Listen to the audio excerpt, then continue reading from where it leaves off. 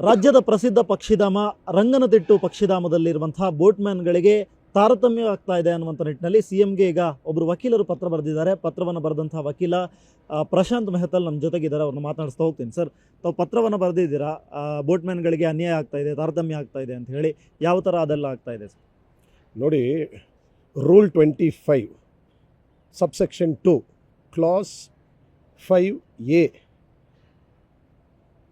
Contractors regulation and abolition Karnataka 1974 ಪ್ರಕಾರ equal pay for equal work ಅಂತ ಇದೆ.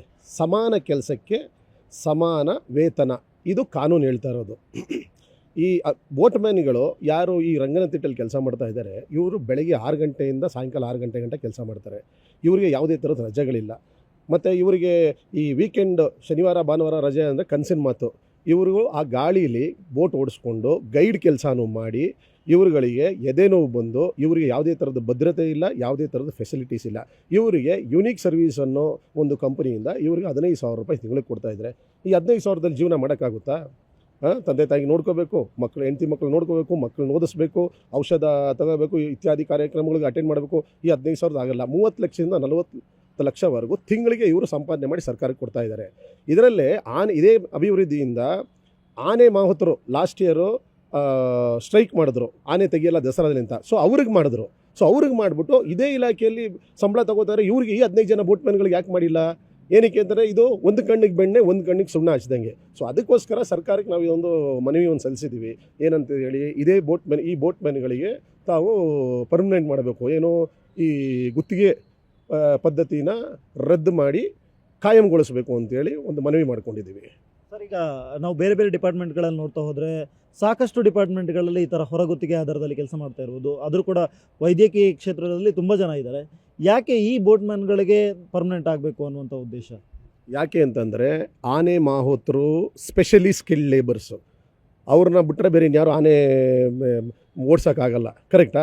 ಅದೇ ಥರನೇ ಈ ಬೋಟ್ಮ್ಯಾನ್ಗಳು ಯಾರು ರಂಗನತಿಟ್ಟಲ್ಲಿರೋರು ಇವರೂ ಸ್ಪೆಷಲಿ ಸ್ಕಿಲ್ಡ್ ಲೇಬರ್ಸು. ಈಗ ನೀವು ಹೋಗ್ಬಿಟ್ಟು ಇವ್ರು ನಿಲ್ಲಿಸ್ಬಿಟ್ರೆ, ಇವರೇನಾದ್ರು ಸ್ಟ್ರೈಕ್ ಮಾಡಿದ್ರೆ ನಾವು ಹೋಗಿ ಬೋಟ್ ಓಡ್ಸೋಕ್ಕಾಗುತ್ತಾ? ಆ 20-30 ಜನ ಕರ್ಕೊಂಡು ಹೋಗ್ತಾರೆ, ಮೊಸಳೆಗಳಿರುತ್ತೆ, ಇತ್ಯಾದಿಗಳಿರುತ್ತೆ.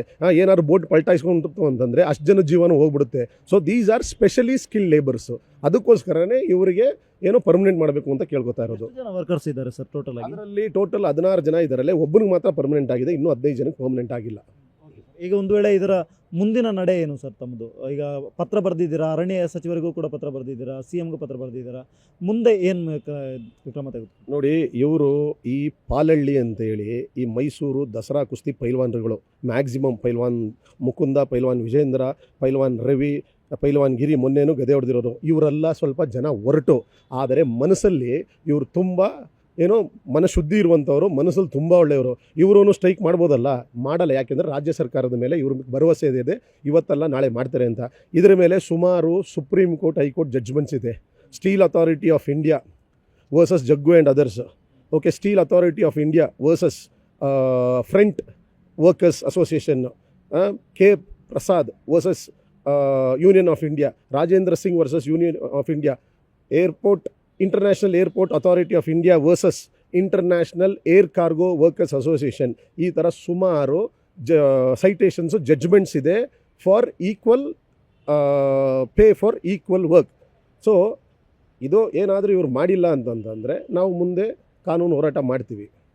ಕಾನೂನು ಆಗಿಲ್ಲ ಅಂತಂದರೆ ಮುಂದೆ ಕೇಳ್ತೀವಿ ಏನು ಮಾಡ್ತೀವಿ ಅಂತೇಳಿ. ಸದ್ಯಕ್ಕೆ ಇವಿಷ್ಟು ಪತ್ರವನ್ನು ಬರೆದಿರುವಂತಹ ವಕೀಲರಾಗಿರುವಂತಹ ಪ್ರಶಾಂತ್ ಮೆಹತಲ್ ಅವರ ಮಾತುಗಳು. ನಾವು ಒಂದು ವೇಳೆ ಇದಕ್ಕೆ ಸರಿಯಾದಂತಹ ಕ್ರಮವನ್ನು ಸರ್ಕಾರ ತೆಗೆದುಕೊಳ್ಳಿಲ್ಲ ಅಂತ ಹೇಳಿದ್ರೆ ನಾವು ಕಾನೂನು ಹೋರಾಟವನ್ನು ತೆಗೆದುಕೊಳ್ತೀವಿ. ಜೊತೆಗೆ ಕಾನೂನು ಹೋರಾಟಕ್ಕೂ ಕೂಡ ಸಾಧ್ಯ ಆಗದಿದ್ದರೆ ನಾವು ಮುಂದಿನ ಹೆಜ್ಜೆಯನ್ನು ತೆಗೆದುಕೊಳ್ಬೇಕಾಗುತ್ತೆ ಅನ್ನುವಂಥ ಒಂದು ಎಚ್ಚರಿಕೆಯನ್ನು ಕೊಟ್ಟಿದ್ದಾರೆ. ಕ್ಯಾಮ್ರಾ ಪರ್ಸನ್ ಶ್ರೀನಿವಾಸ್ ಜೊತೆ ಸ್ವಸ್ತಿಕ ನೇಡಿ, ಏಷ್ಯಾನೆಟ್ ಸುವರ್ಣ ನ್ಯೂಸ್, ಬೆಂಗಳೂರು.